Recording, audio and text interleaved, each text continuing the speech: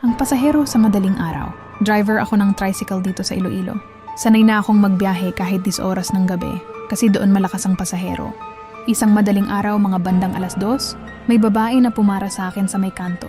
Payat siya, mahaba ang buhok, nakaputing bestida.